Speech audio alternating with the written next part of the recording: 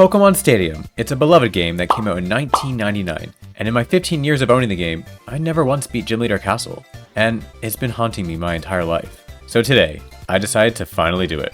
I was going to try and beat Gym Leader Castle using only my favorite Pokemon type, Water. Here are the rules. Rule number 1, I can only use Water type Pokemon.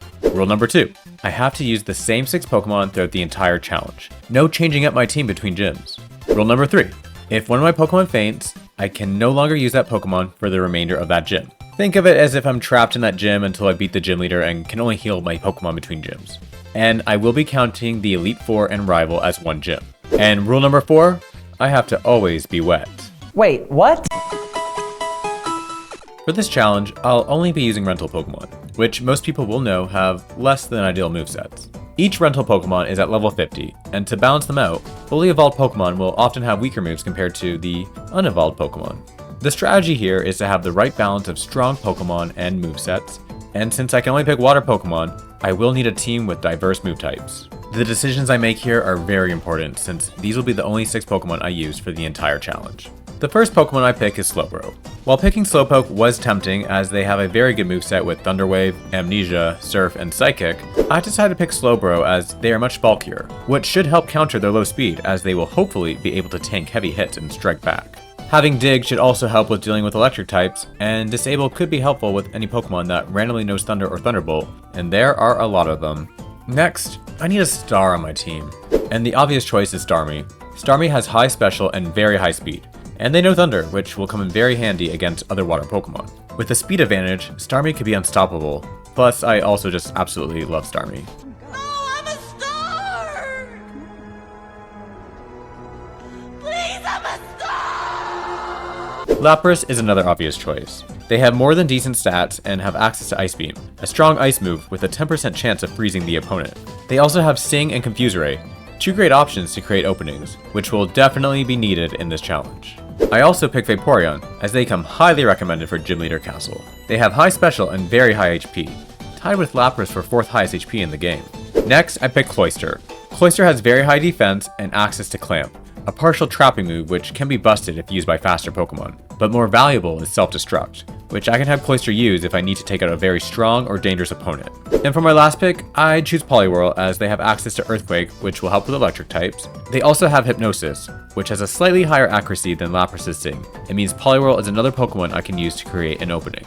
And with that, I have assembled my water-only team, and was ready to take on the bitches that call themselves gym leaders. Are you ready? The first gym in my long journey to being the new champion is of course Pewter Gym, a gym, or I should say gym leader battle, based on rock type Pokemon.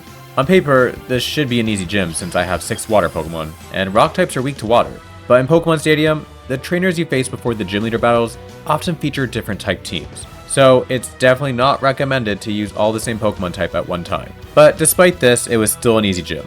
The first 2 trainers use Bug and Grass Pokemon, which are both weak to Ice. So naturally I lead with Lapras, whom the game pronounces Lapra for some reason, and quickly take these trainers out using Ice Beam. For the next 2 battles, I lead with Starmie. The third trainer has 4 ground Pokemon and 2 flying Pokemon, so Starmie has the advantage no matter which Pokemon the opponent uses, since Starmie can use Bubble Beam and Thunder. Same thing for Brock. Brock has a mix of rock and ground Pokemon, as well as Vulpix, most of which can be easily taken out with water moves. The exceptions are Omnanite and Kabuto, as they are rock and water types, but with Starmie's Thunder, they can also be taken out easily. In the end, I only had to use Lapras and Starmie to beat the Pewter Gym and earn the Boulder Badge. Next up was Cerulean Gym, home to the girl who thinks she's the only water trainer in this fish. Let's go! Cerulean Gym is based on water type Pokemon, so naturally I felt at home here. My most valuable Pokemon by far for this gym will be Starmie, as they have the advantage of being a water Pokemon that knows Thunder, so they can withstand water attacks while still being able to destroy water type opponents. And honestly, the trainer battles in the gym are pretty uneventful. The first trainer, Fisher, only has water Pokemon, as every trainer in this gym should, so he posed no challenge. The next 2 trainers have more diverse teams, and this is where a lot of RNG comes into play. For example, the trainer Swimmer has only 3 water Pokemon on his team, so ideally, he would pick those 3 water Pokemon for the battle. That way I can destroy them with Starmie. But instead, he uses Clefairy and Meowth. Not the end of the world, it's not like they know electric moves, but Clefairy does get close to knocking out Starmie in this battle. And if that happened, I wouldn't be able to use Starmie in my battle against Misty. But with some good RNG, some opponent moves are missed, and I'm able to keep all my Pokemon alive for the gym leader battle. It was finally time to face off against Misty, and determine once and for all who the best water trainer in Kanto was. And Misty was the first true challenge. There's only 2 Pokemon on her team I don't want to see, and that's Staryu and Starmie, as both have electric moves, and both will pose a threat to my team. I lead with Starmie, and Misty leads with Horsey, which is good. I quickly take out Horsey with 1 Thunder, then Starmie comes out, and now it's Starmie vs Starmie. Luckily, my Starmie is faster, and I use Thunder, but Thunder only has 70% accuracy, and of course, it misses. And one thing my Starmie doesn't have that Misty's has is Thunder Wave. So she makes the smart move and paralyzes me, giving Misty's Starmie the speed advantage now. And from there, Misty just thunders her way through my team, and I have my first loss. Maybe the second go around, I'll have better RNG, and Misty won't use Starmie. When it comes down to Starmie vs Starmie again, I attempt to be strategic and use Minimize to increase my evasiveness, because I really don't want to be hit with Thunder, but it doesn't work. I do survive a Thunder with only 1 HP, but to add salt to the wound, when I use Thunder, it misses, and my Starmie is then taken out with Swift. This is a smart star. I decide to throw out Slowbro next as they have Disable, and ideally we disable Thunder. There's only a 25% chance Thunder is disabled, but it's still worth the shot. And Swift is disabled, okay. At this point, there's not much I can do but have Starmie thunder their way through the rest of my team for a second time. I need to change up my strategy, or just hope Misty doesn't use Starmie. But every attempt so far, Misty throws out Starmie second, so I'm not sure if that's just how it always is, or I'm just getting bad luck in this battle. At this point, I just need to deal as much damage as possible to Starmie with Thunder. In my third attempt, I'm able to land a Thunder and deal some good damage before I'm paralyzed. I then get lucky with Misty's Starmie missing Thunder, but then of course my Thunder misses too. I'm then taken out with a critical hit. I then use Lapras, as Lapras should be able to survive a Thunder hit and allow me to take out the beast that is Misty's Starmie. Starmie's go-to is to always use Thunder Wave first, and I'm finally able to take out Starmie with an Ice Beam. But then Misty throws out Staryu, who also has Thunderbolt. The Pokemon gods are not on my side with this battle, and Lapras is taken out with 3 Thunderbolts. I throw out Poliwhirl, and it is now down to our final Pokemon. Poliwhirl is faster, which is key, and Earthquake does decent damage, but it's not even half of Staryu's HP. And 1 Thunderbolt from Staryu nearly kills Poliwhirl. So I need to rely on Hypnosis. Hypnosis only has 60% accuracy, but the only way we are winning this battle is if Staryu is asleep. Hypnosis works, but Staryu immediately wakes up. At least in Gen 1, if a Pokemon wakes up, they can't attack until their next move. So I just need to keep using Hypnosis until Staryu stays asleep for at least 1 turn. And that's what happens. Hypnosis hits again, and Staryu stays asleep for exactly 1 turn, allowing Poliwhirl enough time to take out Staryu with 2 more Earthquakes. I had finally beaten Misty, but just barely. And if she was this tough because of having 2 Pokemon with electric moves, I was now questioning if I would be able to defeat Surge next. Playtime is over! Vermilion Gym Leader Surge uses electric type Pokemon, so this was a battle I was not looking forward to. The first and third trainer battles were easy. The first trainer was Sailor, who has 4 water Pokemon and 1 flying Pokemon, and they were no match to Starmie. The third trainer was Old Man, who had 4 fire Pokemon and 2 poison Pokemon, all weak to ground type moves, so Poliwhirl was able to take them out with Earthquake. Only the second trainer battle posed a challenge. This trainer Rocket had 5 electric types and then randomly a Porygon.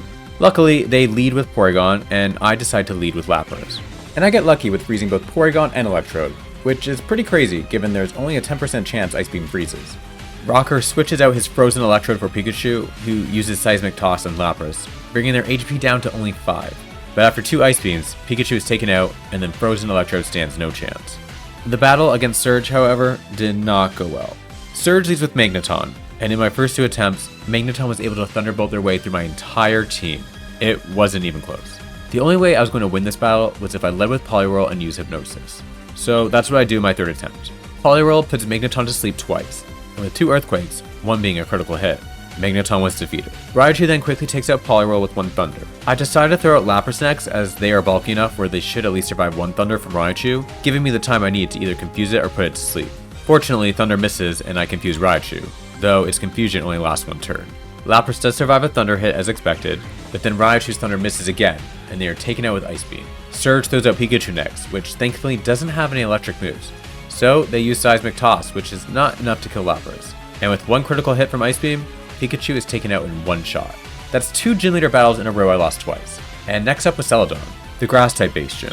So things were not looking good for my water team. Prepare to battle! Despite being a grass-type based gym, only Erica has a full grass team. And so, the two Pokemon I wanted to make sure didn't faint in any of the trainer battles was Lapras and Vaporeon, and perhaps even Cloyster, as they all have ice moves which are super effective against grass. For the trainer battles, I mainly relied on Lapras to sing opponents to sleep and then damage them with Ice Beam. Particularly for the normal type Pokemon like Wigglytuff and Chansey, who can be quite annoying to kill, especially if they know moves like Thunder. In the end, I was able to make it to Erica with no casualties, and I was ready to freeze the girl.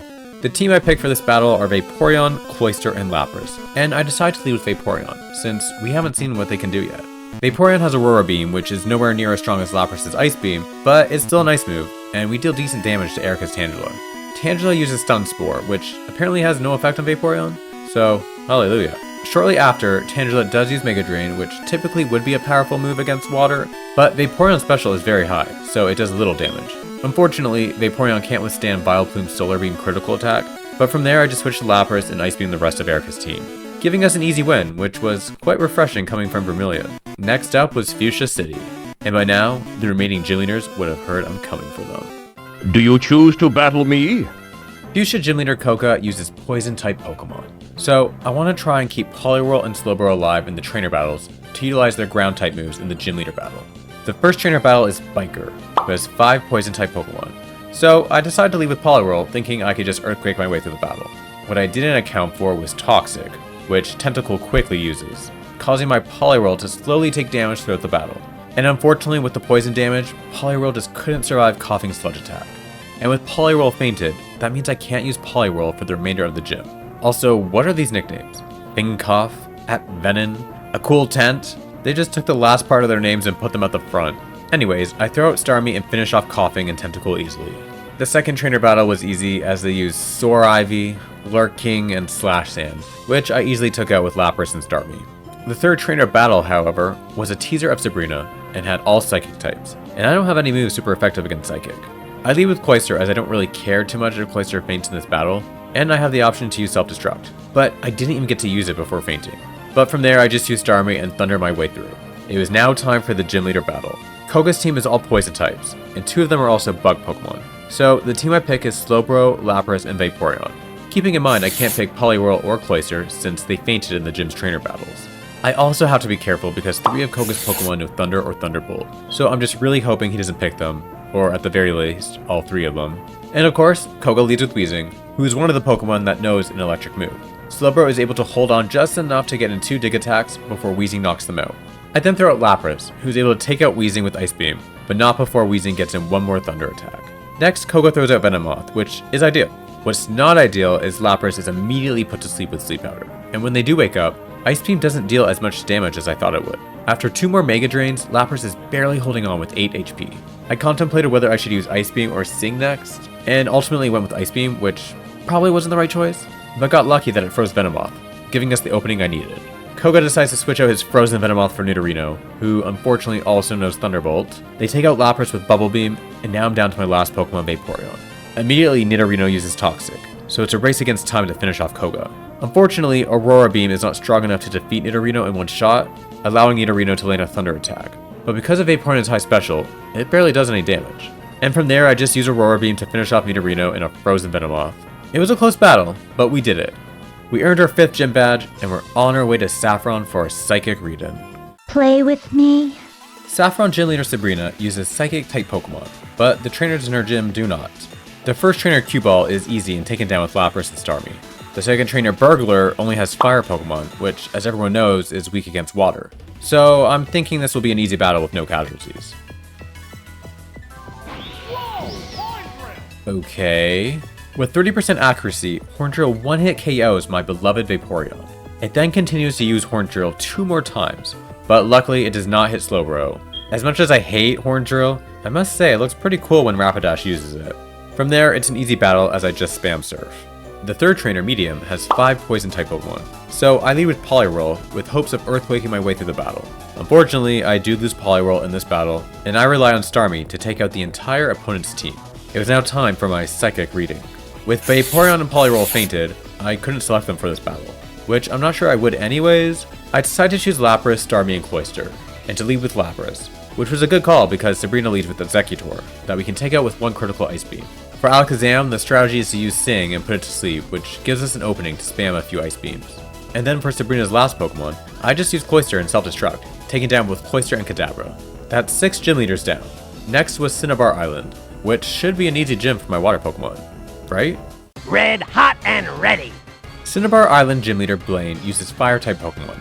However, in this entire gym, out of 24 Pokemon, there's only 4 that are Fire types. That means Blaine doesn't even have a full team of Fire Pokemon. So the advantage I thought my water team would have in this gym doesn't really exist. And I'll just go ahead and spoil it. This was by far the toughest gym. I lost Vaporeon in the first trainer battle and lost Starmie and Cloyster, albeit by self-destruct, in the second trainer battle. I only had Slowbro, Lapras, and Poliwhirl by the third trainer battle against Nerd. And the annoying thing about his team was that every single Pokemon he has knows either Explosion or self-destruct, so they can and will spontaneously combust without warning. Nerd's Executor and Cloyster use Explosion and self-destruct, and take out Lapras. Luckily, Nerd's last Pokemon is Muck, which is weak against Slowbro's Dig, and I don't need to worry about it using Explosion, since that would mean they would lose. Slowbro withstands Muck's sludge attacks, and with 3 digs wins the battle. That means going into the gym leader against Blaine, I can only use Slowbro and Poliwhirl. And if there are any 2 Pokemon to be left with, these would be the best 2, as both know water and ground moves. But if Blaine uses his 2 non-fire Pokemon, Clefable and Kangaskhan, both of which know Thunderbolt, then I'm really in danger. And as you might guess, it doesn't go well. In the first 2 attempts, Clefable Thunderbolts their way through my team. In the third and fourth attempt, instead of Clefable, it's Kangaskhan that Thunderbolts their way through. I did attempt to use Slowbro to disable Thunderbolt, but Disable only has a 50% accuracy, and even then, it's random which move is disabled. My only hope at beating Blaine would be if he only used the Pokemon type this gym is supposed to be based off of.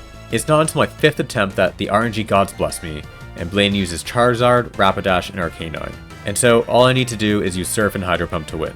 What should have been an easy battle took me 5 attempts, but with that, I earned the Volcano Badge and move on to the last gym leader in this challenge. The world will be mine! Viridian gym leader Giovanni uses Ground-type Pokemon, another type weak to water. However, just like Cinnabar Island, out of 24 Pokemon in this gym, there's only 4 that are Ground types, so we once again don't have much of an advantage. They're also really getting lazy with their nicknames. In this gym, I lose Starmie in the second battle to a stupid mistake. Starmie takes out Poliwhirl with Thunder, and then the opponent throws out Fearow, which tempts me into continuing to use Starmie despite having low HP and use Thunder when I really should have switched to Lapras. But I don't switch, Thunder misses, and Fearow takes out Starmie. I then use Lapras to finish the job and make sure to switch to Poliwhirl when their HP gets low. It's all about learning from your mistakes. In the third battle, I lead with Cloyster, and the opponent leads with Clefable. And for the sole fact that I hate fighting Clefable, I use Self-Destruct, which doesn't kill, but does a lot of damage. I also lose Lapras to Pinsir of all Pokemon, due to them using Bide, as partial trapping moves are truly busted in this game. From there, I switch to Poliwhirl and use Hydro Pump to kill Pinsir and Earthquake to kill Amistar, barely giving me the win. That means for the battle with Giovanni, I can only use Poliwhirl, Slowbro, and Vaporeon. Giovanni of course leads with Persian, and I lead with Vaporeon. I guess Giovanni knows about Vaporeon's high special, because instead of using Thunderbolt, they use Slash, which isn't enough to take down Vaporeon, and after 2 surfs, Persian fades. He then throws out Tauros, which is horrible RNG because he's not ground type and he knows Thunder. Tauros quickly takes out Vaporeon, but with a couple of Hydro Pumps from Poliwhirl, they are taken out. Poliwhirl gets one last Hydro Pump move in on Nidoqueen before she uses Earthquake to take him out. At that point, I throw out my last Pokemon Slowbro, and he only needs to use 1 Surf to score us the win. With that, I had beat all 8 gym leaders, and was ready to take on the 4 people that think they are so elite. There's only 5 battles that separate me from being the new champion. The Elite Four, and my rival, who I didn't even know I had. And for these battles, I will be treating them as one gym. So if any of my Pokemon faints during any of these battles, I can no longer use them. First up is the iconic Lorelei, the Ice-type Elite Four member. I lead with Starmie and spam Thunder to take out Articuno and her signature Lapras, paralyzing both in the process. Lorelei's last Pokemon is Cloyster, and even though Starmie has low HP, I take the chance to use Thunder. Thankfully it hits, and Starmie survives Cloyster's Spike Cannon and being poisoned. At this point, I switch to Lapras and finish off Cloyster. Next is Bruno, the fighting type Elite Four member, who was the easiest of them all. Bruno uses Golem, Rhydon, and Hitmonchan, all of which Lapras is able to take out by themselves. Hitmonchan could have caused a bit of trouble if he used Thunder Punch instead of Mega Punch, but I guess Bruno isn't that smart. That's 2 Elite Four members down with no casualties. On to Agatha, the Ghost type Elite Four member. Ghost Pokemon are weak to Psychic, and we don't have any Psychic moves, But what we do have is ground type moves, and every Pokemon Agatha has is a poison type. So because of that, I lead with Poliwhirl and use Earthquake, which doesn't do the damage I thought it would do. I really should have used Hypnosis and then Earthquake, but alas. Poliwhirl is soon taken out by Golbat, and at that point I switch to Lapras and take out Golbat and Venusaur with Ice Beam. With Poliwhirl fainted, I can no longer use them, but I still had 5 Pokemon. Next was Lance, the Dragon type, and last Elite 4 member. I decide to lead with Starmie, and Lance leads with Lapras, who unfortunately knows Thunderbolt. Luckily, Starmie goes first, and Lapras' Thunderbolt doesn't paralyze me, and we're able to take out Lapras with 2 Thunders. Lance then throws out Aerodactyl, which immediately kills Starmie with Hyper Beam. The only upside to that is Aerodactyl now must recharge, allowing my Vaporeon the opening to use Surf and then take them out with 1 hit. The last Pokemon Lance uses is Gyarados, who also knows Thunderbolt. Unfortunately, Vaporeon doesn't have any moves that can do a good amount of damage to Gyarados, and it's taken out with a Body Slam and 2 Thunderbolts. It's now down to Lapras. Gyarados has the speed advantage, but Lapras is bulky, and looks to be able to withstand 2 Thunderbolts, which is enough to take out Gyarados with 2 Ice Beams. With that, I had defeated the Elite 4. I lost 3 of my Pokemon in the battles up to this point, but I still had 3 left to take on one last battle. Show me what you got! Every single battle has led me up to this point, and I wish I could say it was some epic close call battle, but it was surprisingly easy. I lead with Lapras, and my rival leads with Electabuzz, which is not ideal. Thunderbolt deals almost half our health and damage, but I utilize Sing and quickly put Electabuzz to sleep, and luckily, he stays asleep, long enough for me to spam Ice Beam and kill him. Next, he throws out Clefable, which is also not ideal, especially given it also knows Thunderbolt. Clefable has the speed advantage, so Lapras is attacked with another Thunderbolt, but they stay strong. I then use the same strategy and put Clefable to sleep, allowing me to get in 2 Ice Beam attacks. And when Clefable does wake up, instead of going first, Lapras goes first for some reason, so I'm able to get in 1 last Ice Beam attack and take Clefable out. My rival's last Pokemon is Executor, which is great, because I'm able to get an Ice Beam attack in before Lapras faints. Then I use Cloyster and Self-Destruct, because what else is Cloyster good for? Cloyster and Executor faint, and with that I win the championship battle and defeat Gym Leader Castle. It was a long journey that involved 37 battles and moments of self-doubt and sacrifice, but we stayed strong and proved that we could defeat Gym Leader Castle using only water Pokemon. And as a reward for our hard work, we are given an Eevee. This would have been useful back when I was still playing Pokemon Red. I am so proud of this team and all their efforts to achieve this accomplishment. What will we do now that we're the champion?